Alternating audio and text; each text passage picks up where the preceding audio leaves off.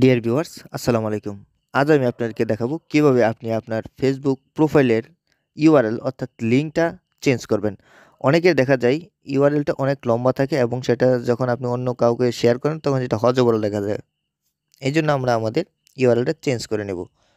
তো চলুন বন্ধুরা প্রসেসটা দেখা যাক। সর্বপ্রথম আমরা আমাদের ফেসবুক অ্যাপটা ওপেন করব এবং সেই ফেসবুক অ্যাপের ভিতরে এন্টার করব। তারপর আমরা ওই উপরে যে আমাদের প্রোফাইল আইকনটা আছে সেটাতে একটা ট্যাপ দেব। তারপরে দেখুন একটু স্ক্রল করে নিচে আসবো এবং এখানে দেখা যাচ্ছে সেটিংস অ্যান্ড প্রাইভেসি, এটাতে একটা ট্যাপ দেব। তারপরে উপরে দেখুন সেটিংস নামে আরেকটা অপশন আছে, এটাতে আরেকটা ট্যাপ দেব। তারপরে দেখুন see more in account centre, এখানে একটা ট্যাপ দেব। তারপর আমার এই উপরে যে প্রোফাইলটা আছে এখানে একটা ট্যাপ দেব। তারপর আমরা কোন অ্যাকাউন্টের পাসওয়ার্ড ইউআরএলটা চেঞ্জ করতে চাচ্ছি সেটা আমরা সিলেক্ট করে নেব। তারপরে দেখুন ইউজার নেম নামে একটা অপশন আছে 2 নাম্বার, সেটাতে আমরা একটা ট্যাপ দিয়ে দেব।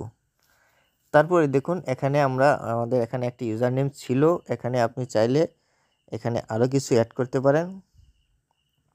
ট্যাগ এক্সপ্লেন 2025 আমি দিয়ে দিলাম, দেখি নেয় কিনা। হ্যাঁ, এটা নিয়ে নিছে অলরেডি। অর্থাৎ এই নামে কোনো প্রকার ইউআরএল বর্তমানে ফেসবুকে নেই, এই জন্য এটা টিক মার্ক হয়েছে। আর যদি এটা থাকতো তাহলে কিন্তু একটা রেড মার্ক দেখাতো। কীরকম থাকতো এই দেখুন, আমি আপনাকে আবার দেখিয়ে দিচ্ছি। এই দেখুন এটা কিন্তু নিচ্ছে না, এই জন্য আমরা কী করছি, আমরা আবার চেঞ্জ করে নিচ্ছি।